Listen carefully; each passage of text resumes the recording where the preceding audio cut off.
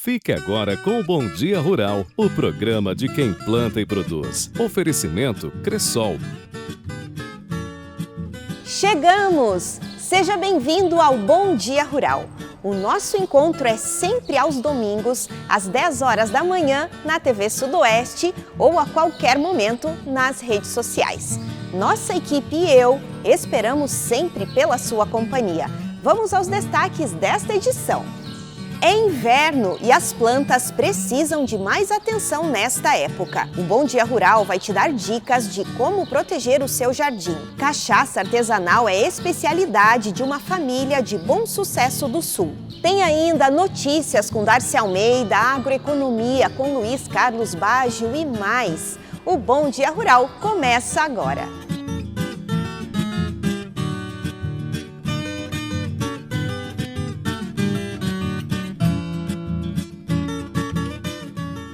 Desde criança, eu ouço a minha mãe dizer que não devemos regar as plantas à noite, pois assim elas dormiriam de pés molhados. Mas saber isso é pouco. Por isso, o Bom Dia Rural foi conversar com quem entende e te traz dicas valiosas de como cuidar das plantas na estação mais fria do ano.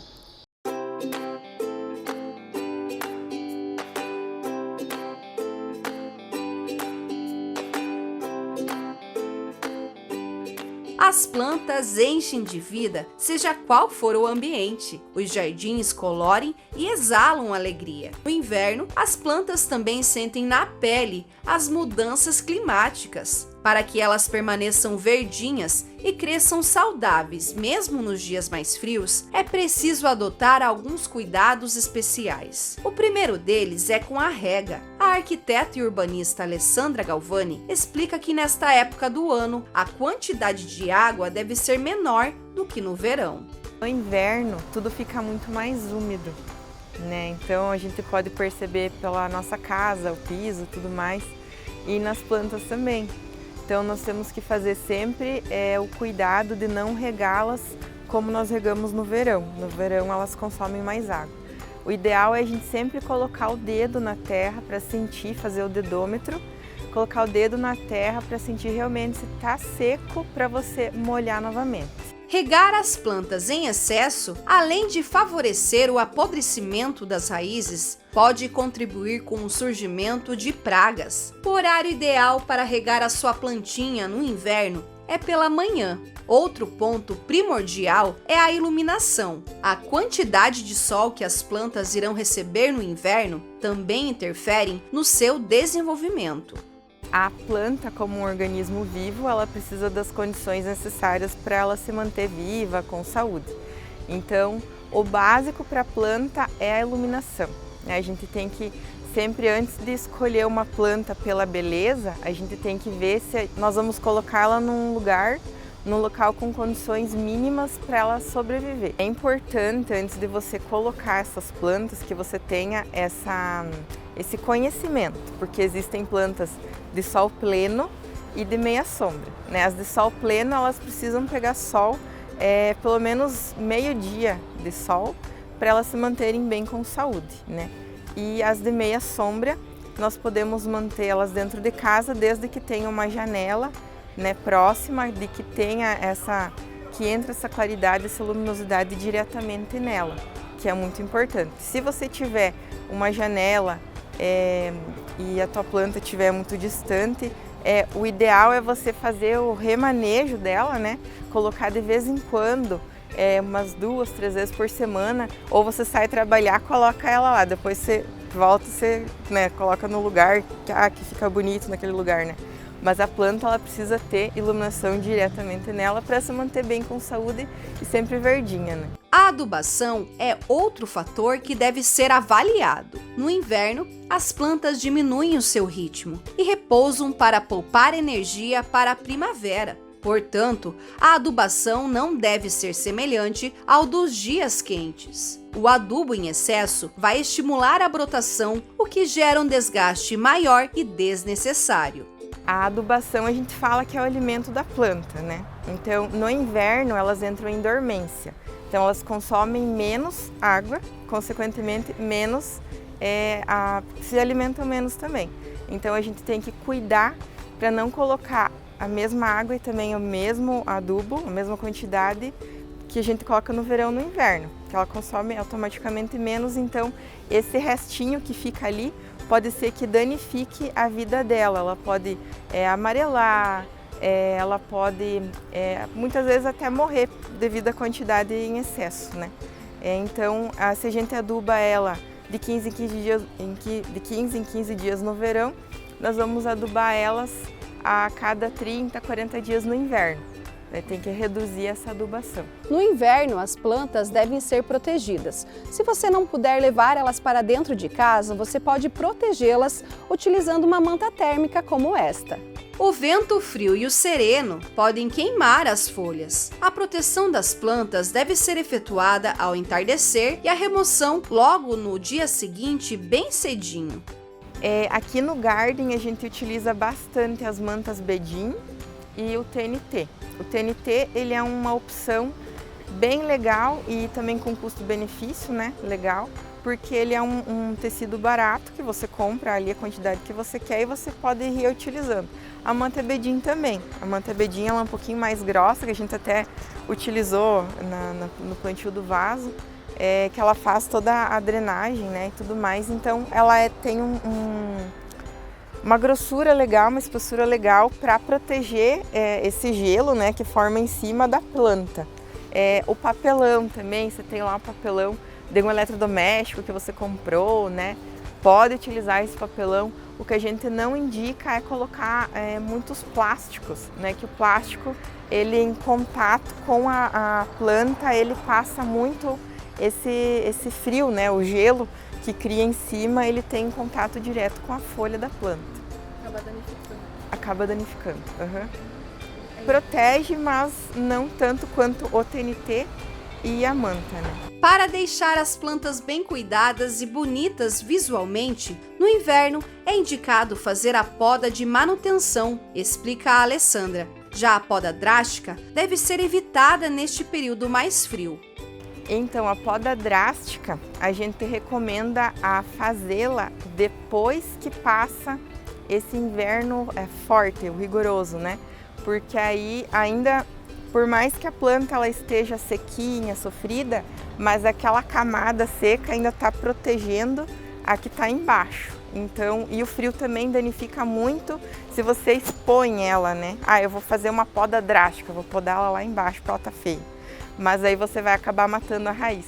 Então, por mais que ela esteja feia, em cima ainda está protegendo o que está embaixo, né? Então, a gente recomenda fazer essas podas drásticas no início do calor. Porém, a poda de limpeza, você pode ir fazendo a poda de limpeza que a gente fala, tá amarelinha folha, você vai lá e tira, que aí também a planta deixa de dar energia para aquela folha que está feinha e vai dar para o restante da planta, né?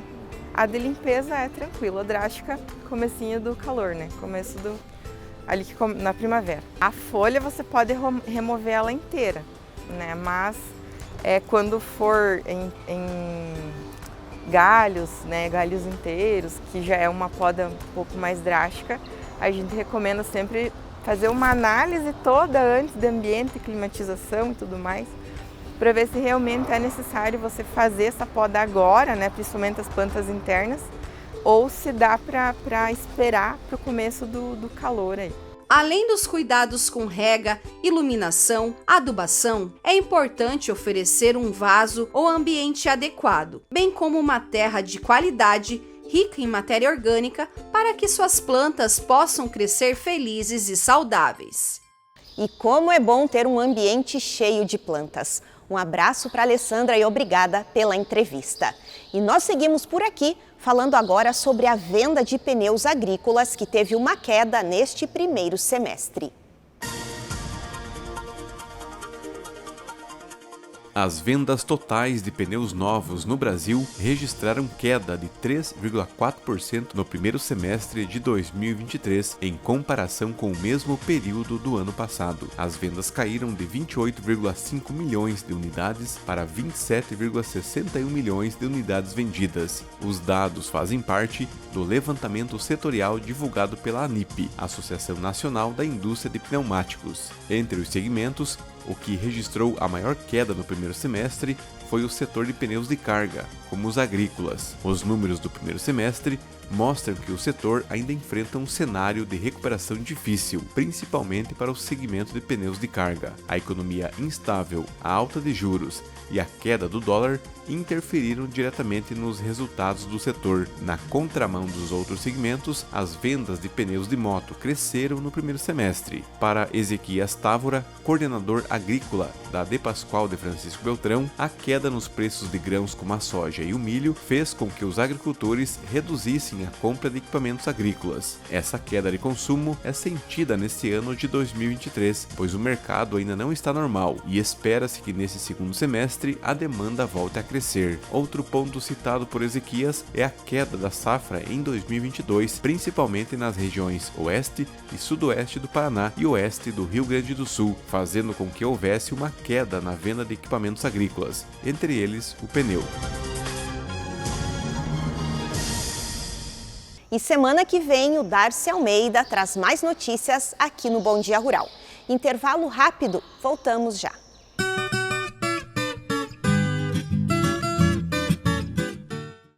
Quem sempre esteve ao lado do agricultor sabe a importância de um relacionamento de verdade. A Cressol nasceu do produtor rural e fortalece o agronegócio.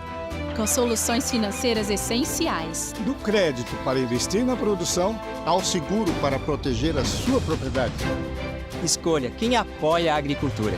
E conte com quem é completa para quem coopera. Essencial para o nosso agronegócio. Cressol.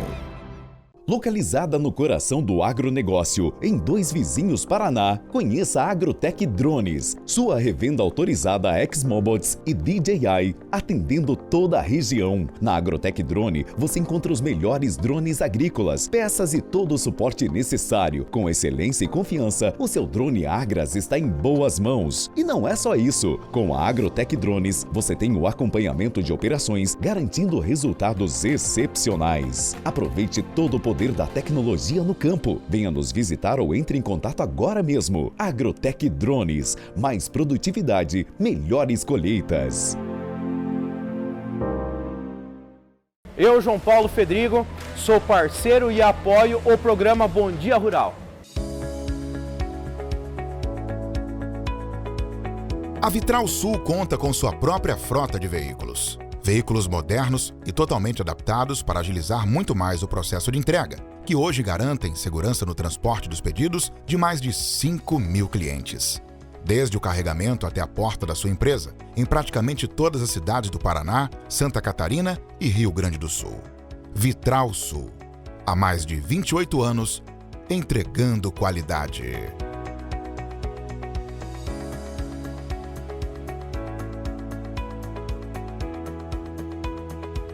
A Difer Distribuidora de Ferros e Aços fornece a mais completa linha de ferros e aços para a construção civil, a ferros, vergalhões, colunas e vigas de todas as bitolas, treliças, malhas de ferro, pregos e parafusos. Para o sítio ou fazenda, possui arame farpado, liso, ovalado e ferragens para todas as aplicações. Para a metalurgia tem tubos, perfis, eletrodos e muito mais. Ainda a Difer Bem Viver Construção e Acabamentos.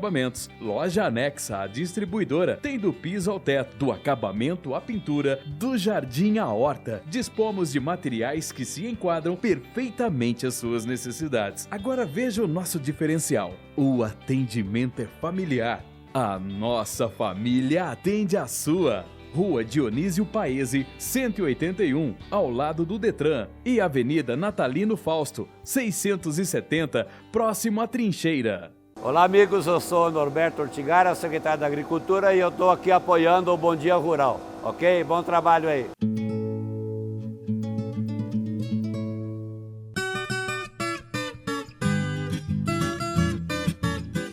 A região sudoeste do Paraná tem produtores de cachaça que se destacam pela qualidade dos destilados. E a família Teis, de Bom Sucesso do Sul, está nessa lista, produzindo cachaça há mais de 15 anos. E agora busca o registro federal da marca.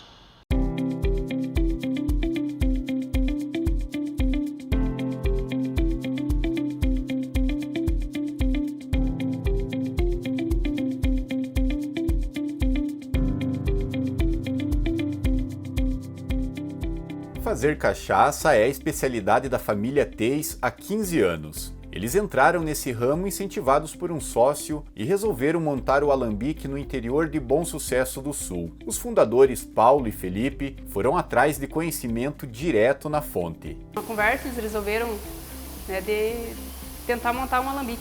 Então eles começaram a pesquisar e tal e foram para Minas numa excursão. Visitaram a feira, né? Lá em Belo Horizonte e também Salinas, fizeram vários alambiques e tal. Aí voltaram e, com o incentivo da prefeitura, eles conseguiram montar esse barracão aqui e começar a fazer a cachaça. Essa foi a história inicial aí Quem faz uma boa cachaça nem sempre revela seus segredos. Por isso a família aperfeiçoou a receita e os processos na base de muita tentativa. Hoje, apesar de ter a venda mais restrita aos municípios próximos, o produto é reconhecido como uma purinha da boa. Tanto que quase toda a produção é vendida de um ano para o outro. E é nesse período mais frio do ano que a cana está em ponto de colheita. A safra da cana no inverno, né? Da metade de junho até metade de agosto, mais ou menos. Que é o período de colheita da cana. A cana nós temos quase toda nossa, né? Pega um pouquinho de alguns vizinhos que querem fazer as meias, né? Mas a maioria é nossa. Nós tem 4 hectares de cana e aí o pessoal vem os vizinhos, né? Vem ajudar a gente e tal. O pessoal vai cortar cana, vem ajudar a puxar, moer. Nós já temos uma clientela formada já, então a gente só uma vez por mês passa a visitar os clientes, né? E já deixa a cachaça. É nós mesmos nós que abrimos o mercado e nós que faz as vendas. Além da Thaís, que é formada em química e cuida de perto a produção, o processo envolve ainda o seu pai, os irmãos e alguns funcionários. A primeira etapa é a moagem da cana no engenho. Uma carretinha dessas vai render menos de 100 litros de cachaça após a destilação. Daqui a garapa segue para a decantação, que retira impurezas e é quando se verifica o grau de açúcares presente no líquido. Depois vai para esses tanques, onde fica por 24 horas. Aqui ocorre a fermentação. Dá até para ver as leveduras trabalhando na transformação do açúcar em álcool. Essa daqui já é uma das etapas finais do processo de produção da cachaça. Toda aquela garapa fermentada é conduzida aqui até esses 2 alambiques, onde ocorre a destilação. Nada mais é do que aquecer todo aquele mosto e aí o vapor depois segue por esses canos, vai para um outro tanque onde é resfriado e aí ocorre a separação. É aquela famosa separação da cabeça, do coração e da cauda da cachaça. A cabeça é a primeira fração do destilado. Então, na cabeça ela é imprópria para o consumo, ela contém o metanol e tem cobre. Então a gente deve separar, ela não serve, no caso, não é armazenada junto com a cachaça mesmo, que é o coração. O coração é a fração boa, né, a que serve para o consumo, que a gente guarda para comercializar. E a cauda, né, ou água fraca, que alguns chamam também, essa é o destilado com teor alcoólico mais baixo e também contém substâncias que são impróprias para o consumo, que tiram a qualidade da cachaça. Então a gente também separa essa fração, né? Também não é usada, também não é armazenada junto com a cachaça boa, o coração. Após o resfriamento, a cachaça está pronta, mas antes de ser vendida, descansa por alguns meses nesses tanques. A cachaça branca é armazenada nas pipas de inox e a envelhecida fica em dornas de amburana, grápia, castanheira e carvalho. Enquanto descansa, a cachaça faz uma troca com a madeira e vai adquirindo as características de sabor de cada espécie. O produto final é esse aqui, a cachaça Tail Off. Todo esse trabalho ocorre somente na safra da cana. É que a produção de cachaças é uma renda complementar à família, que também vive da agricultura. Por ano eles fazem cerca de 15 mil litros da bebida e agora estão em busca do registro da agroindústria junto ao Ministério da Agricultura. A Thaís está otimista porque as primeiras análises federais são positivas e espera um impulso para mostrar que no sudoeste paranaense também se faz cachaça boa. Já foi feito o pedido, né? No caso, estamos aguardando a vistoria. Então, assim que a gente conseguiu esse registro, a gente consegue abrir mercado, né? Mais mercado, de repente agregar valor mais ao nosso produto. E é isso aí, seguir em frente. Conseguimos fazer uma cachaça boa, né? E de qualidade, com boa aceitação no mercado, já temos clientela, então já temos que seguir em frente. E o bom dia agora é para o jornalista Luiz Carlos Baggio, que chega trazendo as informações do quadro Agroeconomia. Bom dia, Baggio!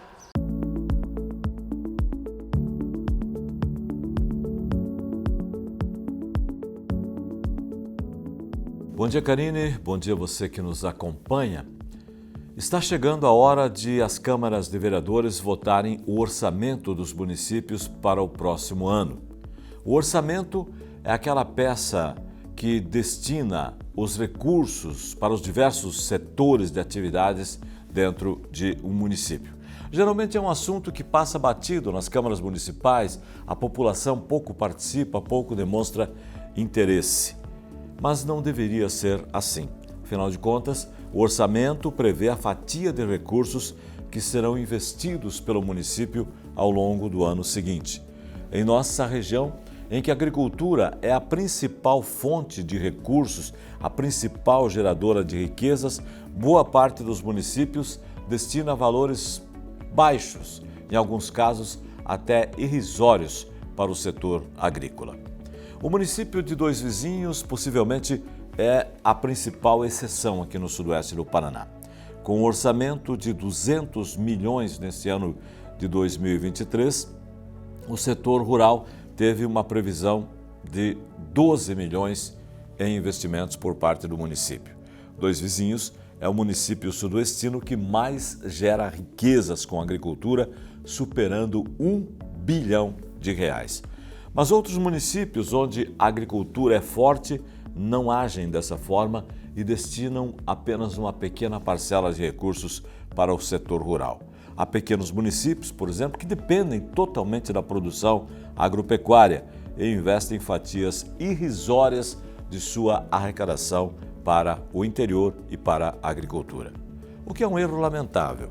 Até algum tempo atrás, e ainda tem muita gente que pensa assim, que o agricultor só precisa de estradas.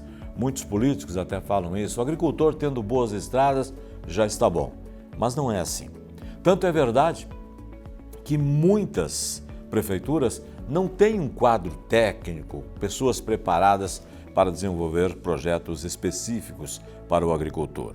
A maioria, quase a totalidade dos municípios não dispõe de programas específicos para a agricultura. Se limitam a abrir estradas, fazer alguma terraplenagem de vez em quando para este ou aquele agricultor. Isso demonstra que muitos de nossos administradores e lideranças não entenderam que a realidade mudou. E as demandas do setor rural aumentaram. O agricultor hoje não depende apenas de estradas transitáveis. Havendo uma equipe com capacidade para planejar, para criar programas específicos, é claro que a agricultura do município pode se desenvolver muito melhor, o agricultor pode ser muito melhor atendido e, naturalmente, gerar novas alternativas de renda e melhoria de vida para o produtor. É por isso que o orçamento do município, de todos os municípios, é importante. As lideranças do meio rural deveriam ficar atentas e cobrar dos prefeitos e dos vereadores uma atenção maior e mais recursos para o setor rural. Se é do meio rural que sai a riqueza, é justo que o agricultor e que o interior sejam valorizados e que o nosso setor rural, a nossa agricultura, receba o investimento e o reconhecimento que merece. Obrigado, Karine. Obrigado a você. Voltamos no próximo programa.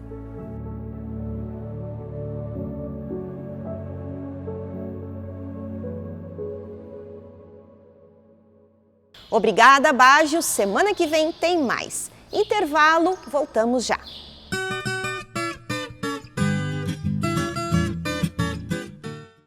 Quem sempre esteve ao lado do agricultor sabe a importância de um relacionamento de verdade. A Cressol nasceu do produtor rural e fortalece o agronegócio. Com soluções financeiras essenciais. Do crédito para investir na produção ao seguro para proteger a sua propriedade. Escolha quem apoia a agricultura. E conte com quem é completa para quem coopera. Essencial para o nosso agronegócio. Cressol. Novidades importantes tem aqui no Notícia Boa Paraná. Paraná é o estado com menos imposto na cesta básica. Menos impostos é comida mais barata na mesa. Região metropolitana recebe 100 ônibus de última geração. É a maior renovação da frota de coletivos da história. Paraná é o estado do sul que mais gera empregos para mulheres e jovens. Tem muita vaga de emprego. Paraná, terra de gente que trabalha e cuida. Localizada no coração do agronegócio, em Dois Vizinhos, Paraná, conheça a Agrotech Drones, sua revenda autorizada ExMobots e DJI, atendendo toda a região. Na Agrotech Drone, você encontra os melhores drones agrícolas, peças e todo o suporte necessário. Com excelência e confiança, o seu drone Agras está em boas mãos. E não é só isso. Com a Agrotech Drones, você tem o acompanhamento de operações, garantindo resultados excepcionais. Aproveite todo o poder da tecnologia no campo. Venha nos visitar ou entre em contato agora mesmo. Agrotech Drones. Mais produtividade, melhores colheitas. Eu, João Paulo Fedrigo, sou parceiro e apoio o programa Bom Dia Rural.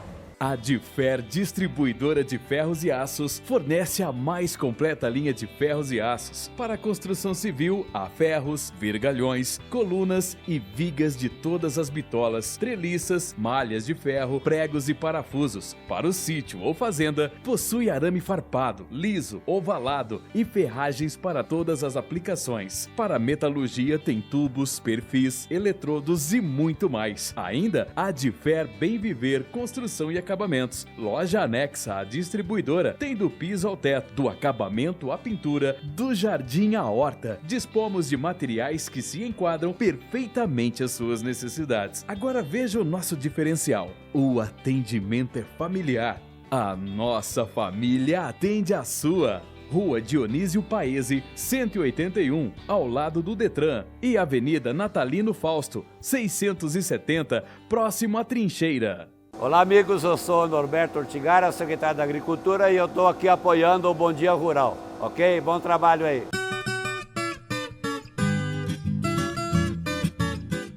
E o Bom Dia Rural está de volta com dicas da Scott Consultoria.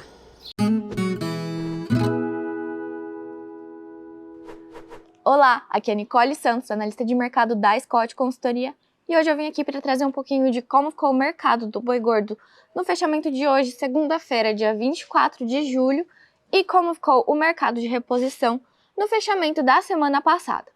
Bom, então, com relação ao mercado do boi gordo, nas praças paulistas, tanto o boi quanto a vaca e a novilha estão se mantendo estáveis, e também o boi China, que é o boi destinado à exportação. Com isso, então, o boi para mercado interno está sendo negociado em R$ 240 por arroba, a vaca em R$ 212 por arroba, a novilha em R$ 230 por arroba e o boi China está sendo negociado em R$ 250 por arroba. Lembrando que esses preços são brutos e a prazo.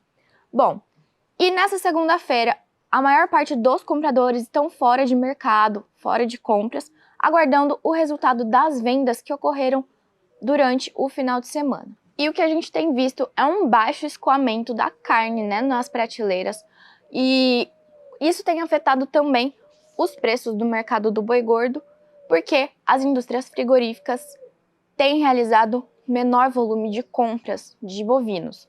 E com isso, então, o mercado, o atacado de carne com osso, teve queda em todos os cortes por conta do excedente de carne, nos mercados, e do fraco escoamento. E o que a gente pode esperar para o curto prazo é de que os preços se mantenham lateralizados, mas a gente não pode descartar nem altas nem quedas. Tudo vai depender de como o escoamento de carne vai seguir nas prateleiras, de como o consumidor vai continuar se comportando nesse segundo semestre de 2023.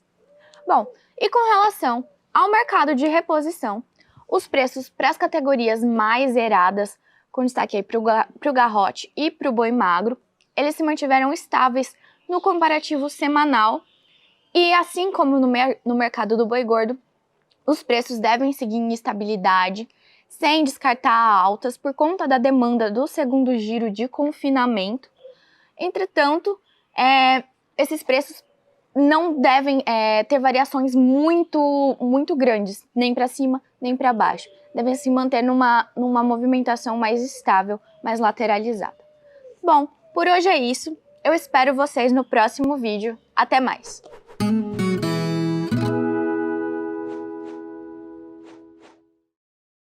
Um abraço também para os nossos telespectadores que sempre estão acompanhando o Bom Dia Rural também pelas redes sociais. O Lídio Bernardo dos Santos, a Sônia Sauer e o Donizete dos Santos. Obrigada pelo carinho. O Bom Dia Rural de hoje fica por aqui, mas eu te espero domingo que vem aqui na TV Sudoeste. Um grande abraço a todos, até lá!